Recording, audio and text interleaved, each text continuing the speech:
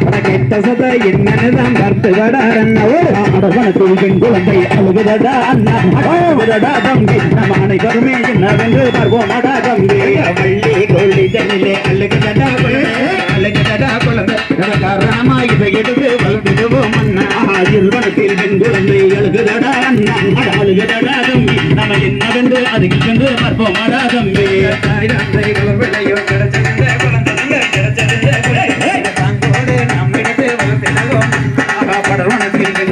அழுகுதடா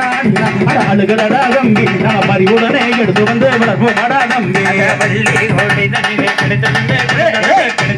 குழந்தை வள்ளி என்று பெயர்ந்து வளர்த்திடுவோம்